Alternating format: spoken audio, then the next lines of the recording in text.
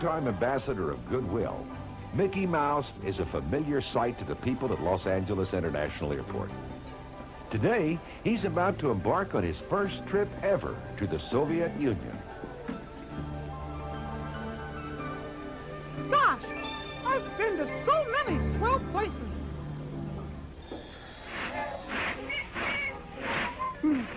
My first trip was on a steamboat.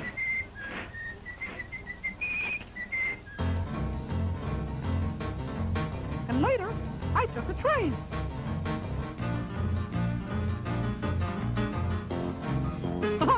I even climbed the Alps. I guess I've been just about everywhere. Gosh, this may be my most exciting trip. Hey, Moscow, here I come. Mickey goes to Moscow.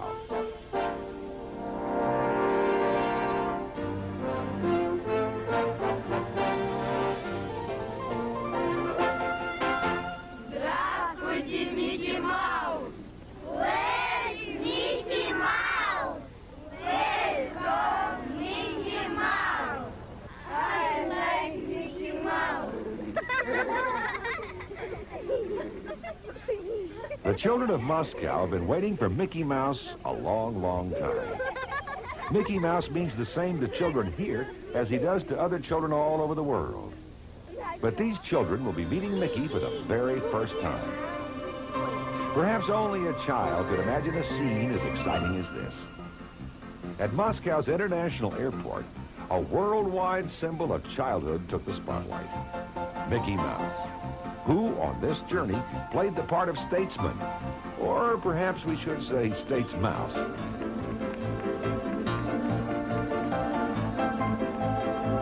The world's most well-known character was welcomed to the Soviet Union by another character of man's imagination, a bear named Misha, mascot of the Soviet Union, and by Roy Disney, the nephew of Mickey's creator. We're here for a film festival that we're bringing 4 of the animated films that have been made through the years. They're going to be in Moscow, Leningrad, and Tallinn over the next 2 weeks. And the proceeds are going to benefit charities here. And we're really looking forward to bringing our films here for the first time since the beginning, really.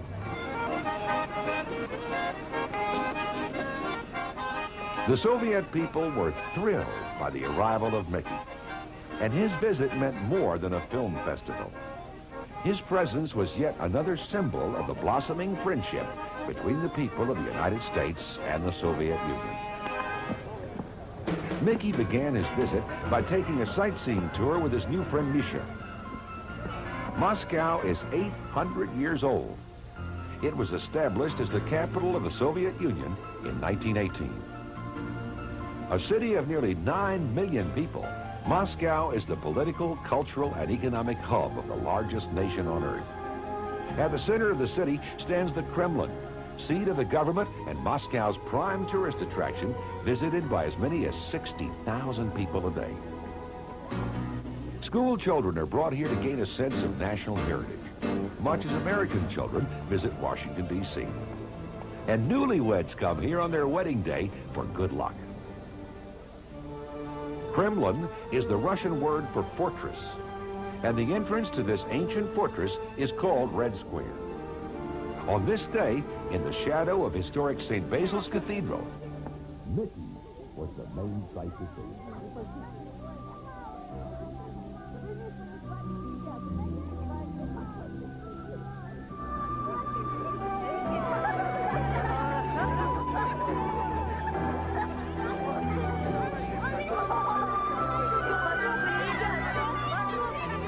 Roy Disney will never forget this sight. To see Mickey and Misha together in Red Square with all the children, it's a moment of history that just really gets you here. By the looks on their faces, there was no mistaking the feelings of thanks and gratitude these children had for Mickey's visit.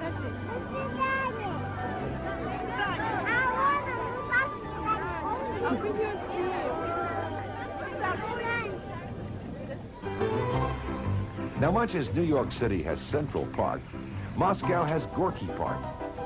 And on a typical weekend afternoon, families are drawn here by various amusements. On this occasion, they unexpectedly encountered Mickey.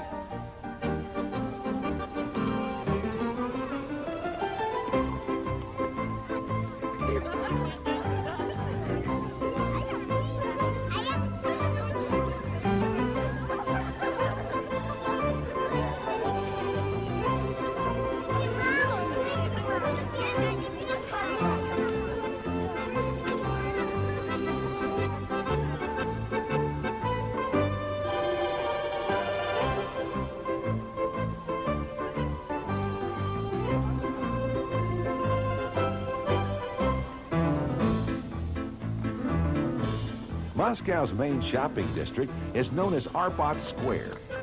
A visit by Mickey brought activities to a temporary halt.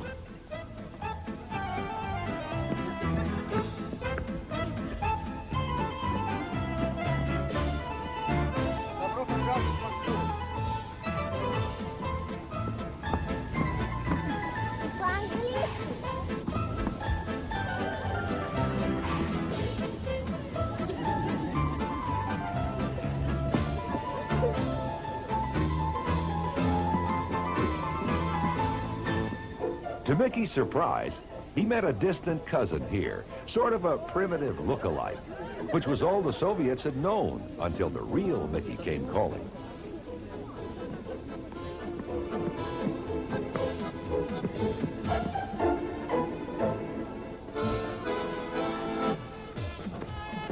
Shoppers here had no trouble catching the Disney spirit with song and dance.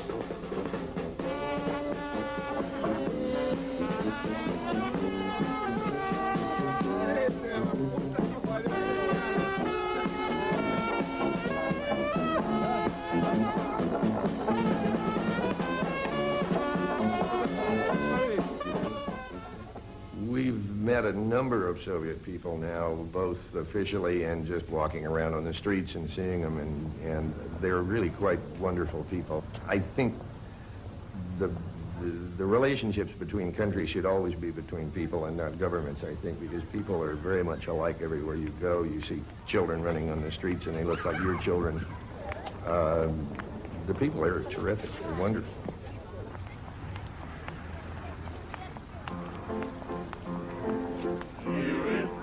As rehearsals and preparations for the Prettier Festival in Moscow demonstrated, nurturing friendship meant breaking through the language barrier.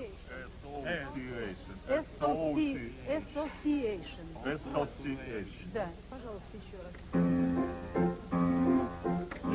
From Moscow, congratulations to children's theater, association, friendship, friendship, friendship forever, distant friendship, and what is ever. One crucial test of any friendship is the ability to work together. And for an undertaking of this scale and dimension, the need for a good working relationship between Disney representatives and Soviet officials was essential. We're always working. Our hosts, Goskino and Sovinterfest, have been phenomenal. They've never worked with Disney before, so they don't know the frustrations can be inherent in a logistical event where Disney's sensitive about their characters and how they're used, but they keep sticking with it. The Disney films created ticket lines as long as those for the famous Bolshoi Ballet. Thousands of Soviets crowded the theaters in search of the precious tickets that would get them inside. Although 5 Moscow theaters were chosen because of their large seating capacities and additional screenings were added, demand for tickets still exceeded supply.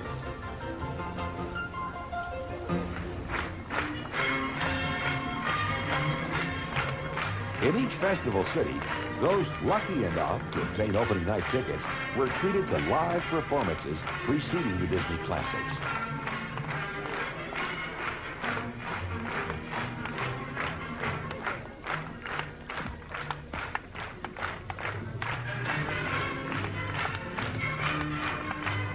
The The audiences obviously welcomed the sight and significance of Mickey and Misha sharing center stage.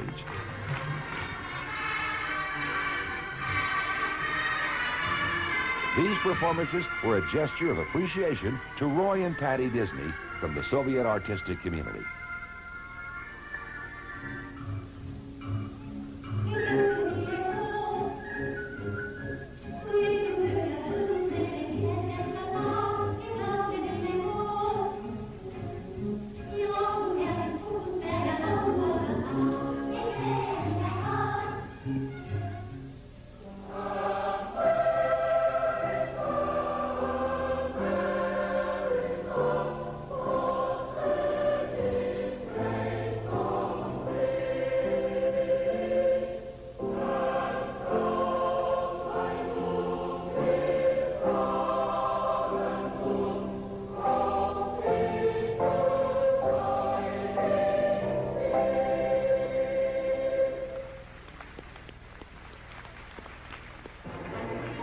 Then it was time for the Disney features.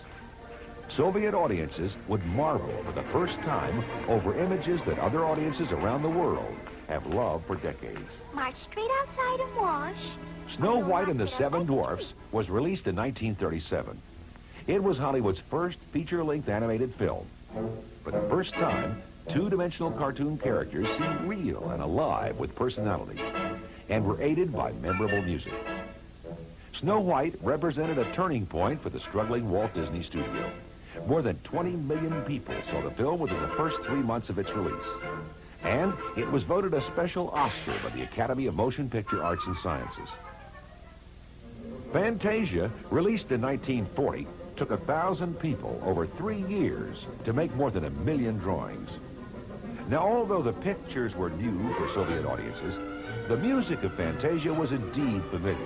The works of immortal Russian composers Tchaikovsky, Mussorgsky, and Stravinsky. Bambi, a 1942 release, remains one of Disney's most heartwarming stories. Of all the classic animated features in the Disney library, Bambi stands alone for its artistic achievement in capturing the drama, beauty, and natural realism of forest life. To inspire his animators, Disney even set up a small zoo outside the studio containing 2 fawns, 2 skunks, and a collection of birds, squirrels, chipmunks, and rabbits. It makes long ears and great big feet. But it sure is awful stuff to eat. Mr. Mommy, here we are, Mommy. Oh, my darlings, my darlings. How'd you find us, Dad? The final film included in the Disney Festival was 101 Dalmatians. Now, it premiered in 1961, using the new technology of electromagnetic transfer that would revolutionize the animation industry. That technique was developed to ensure that every spot on every one of the 101 Dalmatians would stay exactly the same from scene to scene. She's gonna make coats out of us. She couldn't. We hope that through this universal language of animation, even though it is 50 years overdue, that we are taking one more step in bringing our 2 countries closer together. If the cooperative climate of the festival continues, the doors of business, trade, and economic interaction could open wide.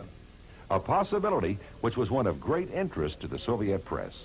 We would hope that we can do business here in the same way that we do business in any country in the world. I think the Soviets want that to happen too. Certainly the younger ones do. Certainly the notion of glasnost and perestroika has infected all of them. So that we would hope that we can distribute films here and that reciprocity can happen, for that matter, that we'd have a better access to the Soviet films, because I'm sure there are some very, very good ones made here. Some of the best are produced at the Soviet Union's finest animation studio in Moscow. This studio employs more than 500 people, including the many artists who carefully paint each frame.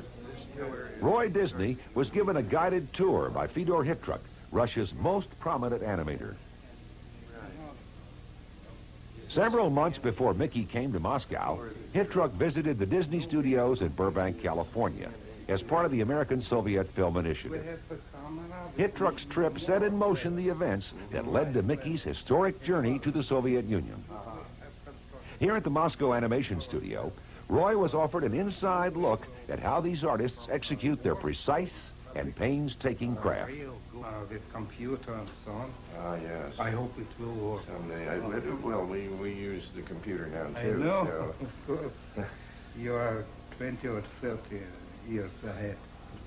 But it's really still the same art, isn't it? If the computer just helps you move the camera around, but you still are drawing the drawings and still painting the paintings. Yes, I hope it will stay. It will. Yes. I think their technology is a good deal behind ours. For instance, I know that they don't have the Xerox technique for photographing the animators drawing onto a cell. They're still doing hand inking, which we haven't been doing since about 1961 or 2. On the other hand, and their cameras are very primitive, too, from what I saw of them. On the other hand, creativity makes up for a lot of things, so their work is really quite good.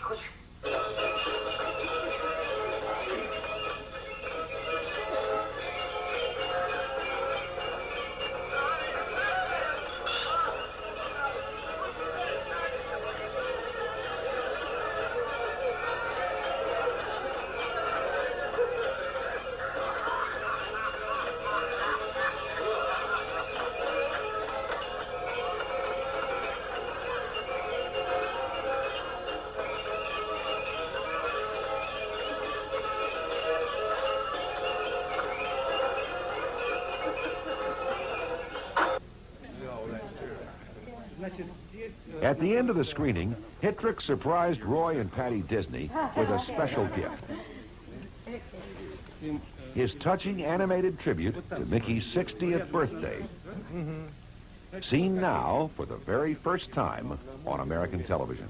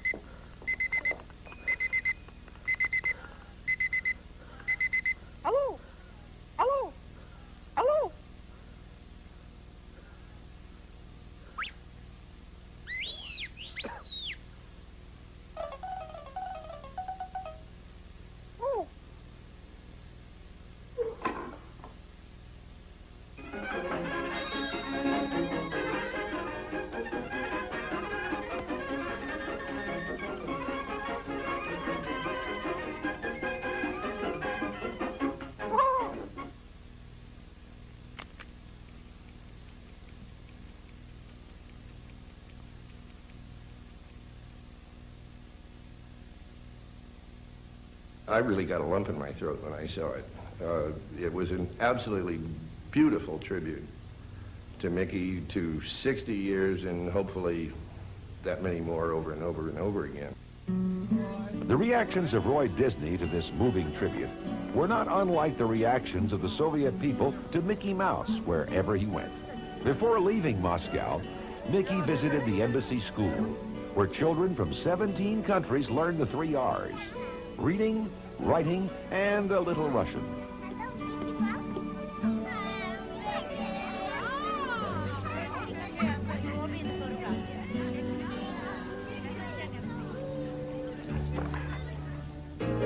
Mickey and the festival moved to Tallinn, capital of the Estonian Soviet Socialist Republic, located on the shore of the Baltic Sea.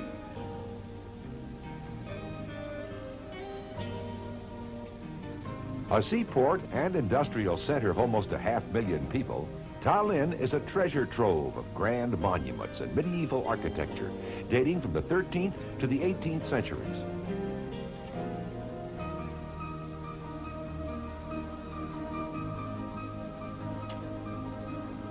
It was here that Misha was proud to show Mickey an old castle, which reminded Mickey of his magic kingdom.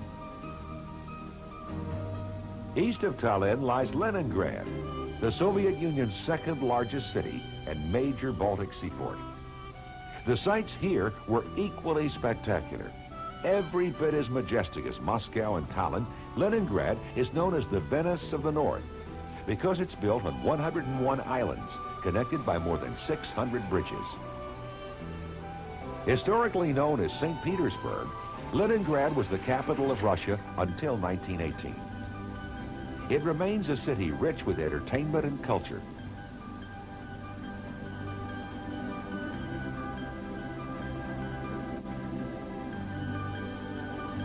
One of the main attractions for Mickey and Company was the Hermitage Museum, former palace of Peter the Great and other Russian czars.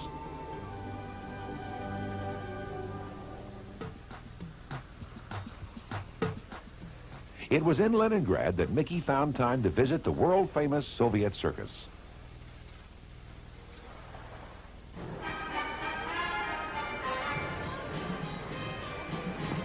In the Soviet Union, the circus is treated as an art form, equal in importance to ballet, music, and theater. And it is perhaps even more popular. Nearly 80 million citizens attend annually, paying less than $5 to leave their worries behind and enter a world of wonder.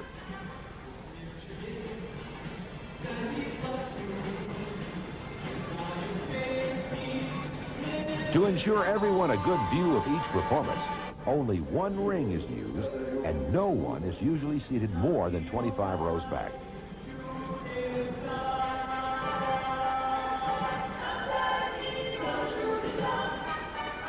The circus employs 18,000 people, including 6,000 performers who are treated to a social status as high as top scientists and government officials. From the very first day they enter the ring, these performers are guaranteed 20 years employment and full retirement pay. Hotels provided by the government are their homes for most of the year, and the circus provides full child care.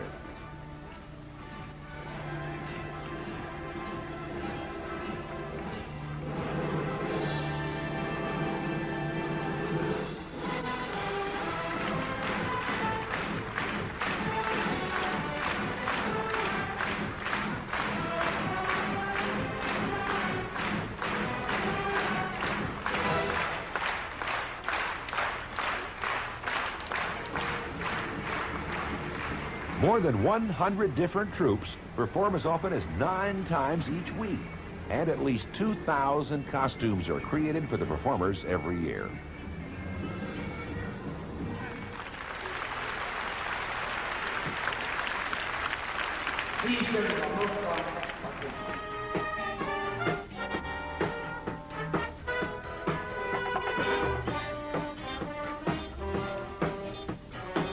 The language they speak is understood without words, as beauty, grace, and spirit bridge the gap between generations, politics, and nationalities, just like Mickey Mouse.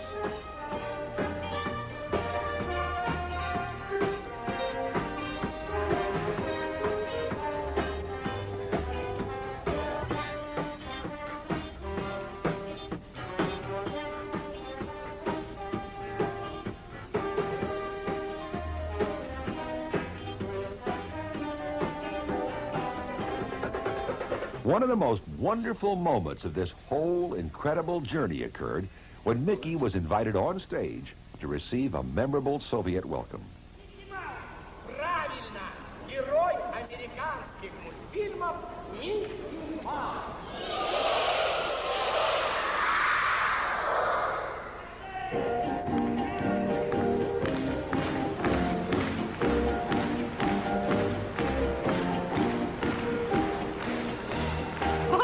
You know, people here like to laugh just as much as they do in America. People are swell wherever you go. This sure has been fun. I hope I get back here again real soon. Everybody loves Mickey Mouse. They want him. We're going to be very good ambassadors towards peace and friendship between these two countries. До свидания. До свидания, Mickey.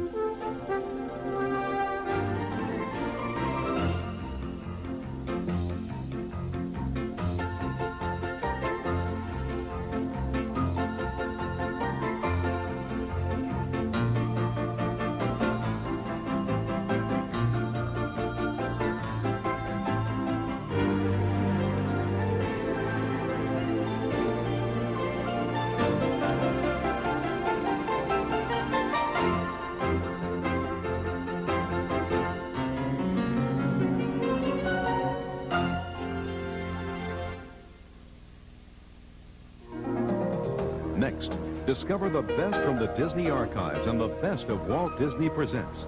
Then Haley Mills and Marie Chevalier take you to the far reaches of adventure.